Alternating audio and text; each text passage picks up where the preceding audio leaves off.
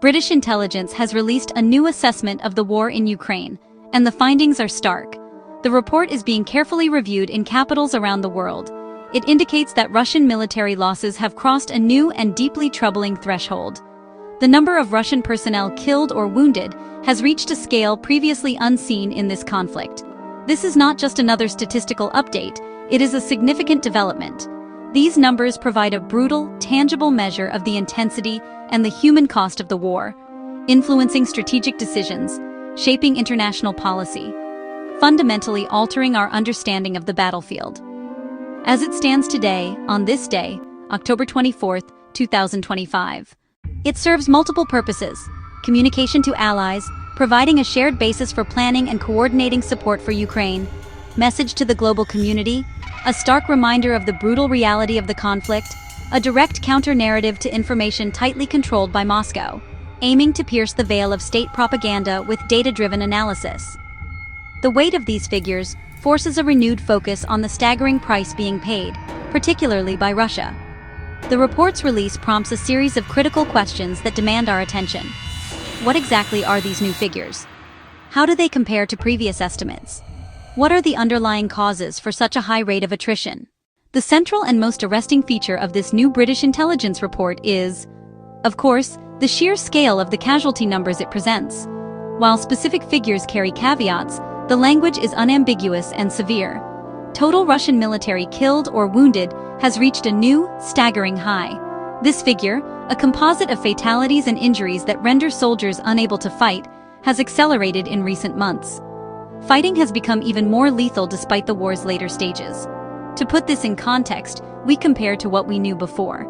Earlier Western estimates, including from the United States and the UK, hovered at lower but substantial levels. This represents a significant upward revision.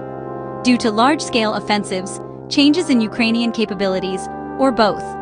The key takeaway: the human cost for Russia is not diminishing, it is tragically growing. Beyond the human toll, the report details significant losses in military hardware: main battle tanks, armored personnel carriers, artillery systems, and aircraft. Each destroyed platform often means the loss of trained crews. Material losses compound the personnel crisis, creating a vicious cycle. Arriving at such numbers is a complex intelligence exercise.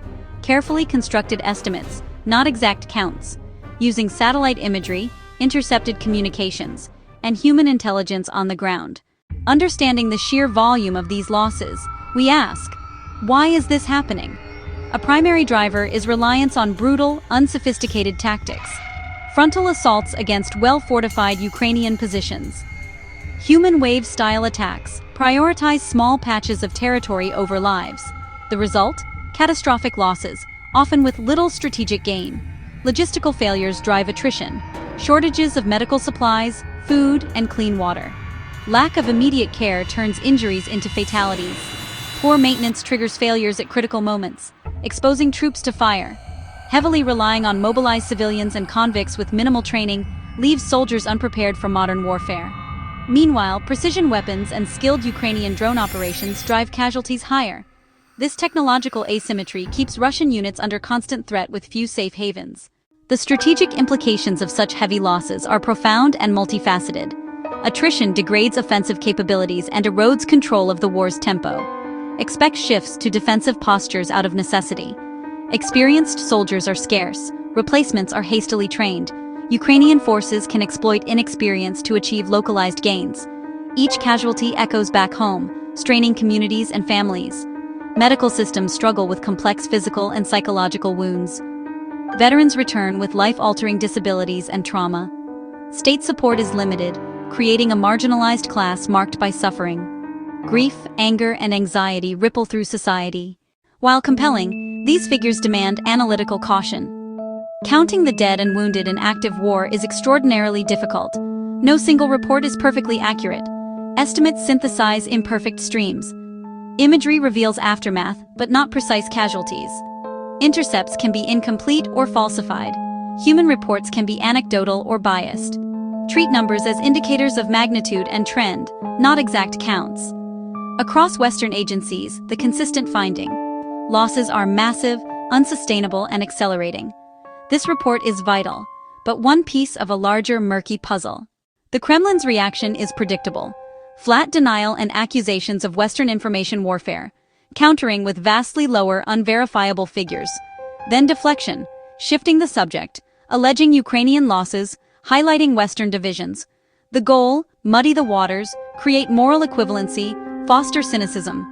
Behind the facade, staggering losses force adaptation. Expect intensified recruitment, expanded conscription ages, bigger incentives. Even another round of partial mobilization, feeding more bodies into the war machine just to hold current lines. Battlefield tweaks, shifting sectors, more standoff weapons, missiles, drones. But wasteful doctrine and logistics aren't fixed mid-war. Greater domestic repression to silence dissent, and a push to procure weapons and ammunition from remaining partners. For Ukraine, this report is a strategic asset. It boosts morale by proving resistance is effective. Sacrifices are inflicting a potentially unsustainable cost. Abroad, it strengthens appeals for weapons, ammunition, and financial aid. The argument, support is working, now is the time to increase it.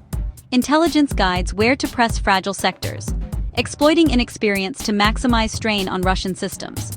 But leaders must avoid overconfidence, balance hope with realism, underscoring Ukrainian losses and the hard fight ahead. With robust support and concerted effort, a just peace can be secured. It is a delicate communications balancing act. The enemy is hurting, but the war is not yet won. The assessment influences perceptions worldwide. It validates arming Ukraine and reinforces alliance resolve. Calls to supply more sophisticated, longer-range weapons grow. For countries on the sidelines, the data demands careful weighing. Beijing may reassess a weakened partner and hesitate on deeper support. Russian systems shown vulnerable boost demand for Western gear. Militaries diversify away from Russian equipment, shifting markets. For the UN and aid groups, it reads as a catastrophic ledger of suffering. Numbers renew urgency for ceasefire, negotiations, and humanitarian access. Even if politics block progress, the moral indictment is clear. A call to action: redouble diplomacy and end the destruction. In summary, the new UK intelligence is clear, factual, and sobering. It marks a grim milestone. Russian losses have reached a terrible new height. First, the sheer number killed and wounded, plus immense hardware destruction, shows a war machine being ground down. This is a data-driven conclusion from multiple intelligence sources. Second, causes: archaic tactics, persistent logistics failures, poorly trained, demoralized troops, and devastating effectiveness of modern precision weapons. Third, impact: crippled offensive capability and exploitable vulnerabilities. At the human level, a wave of grief and trauma overwhelming care systems. We acknowledge limitations, yet the trend is undeniable. The price will be paid for generations. Behind every statistic is a human life, a family, a future stolen. This grim milestone is a testament to the horrific cost of war.